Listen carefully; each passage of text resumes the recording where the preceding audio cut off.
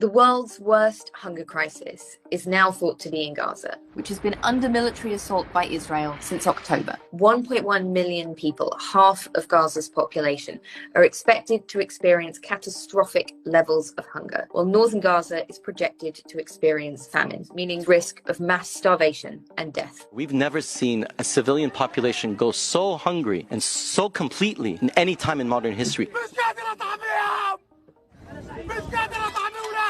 This has taken just a few months, and this has been called a human-made catastrophe. One of the main drivers of this is the extreme restrictions on aid getting into Gaza, especially to the north, by the Israeli authorities, according to the UN and other aid agencies. So why is it so hard to get aid into Gaza? Firstly, Gaza has been under Israeli blockade for 16 years. But since Hamas's attack on the 7th of October, aid agencies say that relief has been even more heavily restricted, something that Israel denies. Right now, there are only two crossing points where aid can enter Gaza. The UN says that 500 trucks carrying food and other items used to enter daily, but now just a fraction of that enters. Some days it's 200 trucks, other days it's less than 10. Israeli protesters have also gathered near the border to block aid deliveries. They say no aid should be delivered until all the hostages are returned. But one of the main reasons for restrictions on aid deliveries, according to aid groups like Oxfam, is that Israeli authorities on the border with Gaza have introduced more unpredictable and chaotic checks on goods entering the strip. They say trucks are waiting in lines on average 20 days. Oxfam said the items can be randomly labeled as dual use, meaning for military and civilian use, and rejected. This means that a whole truck with other approved items is rejected along with it, sending all of those items to the back of the queue. Israel says that it allows extensive aid in and blames the UN for holding up deliveries. And even when aid does make it into Gaza, there's still massive barriers to its distribution.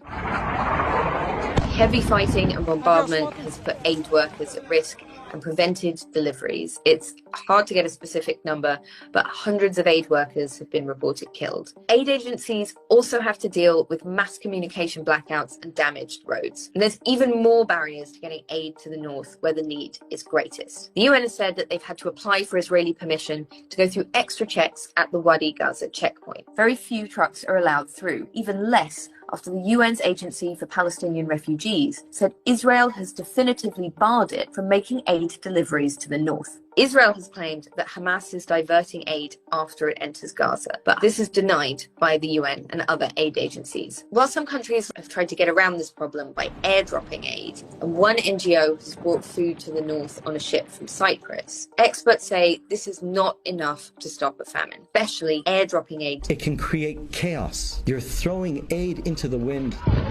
While aid agencies are still struggling to deliver relief, the UN High Commissioner for Human Rights said the extent of Israel's continued restrictions on the entry of aid into Gaza, together with the manner in which it continues to conduct hostilities, may amount to the use of starvation as a method of war, which is a war crime.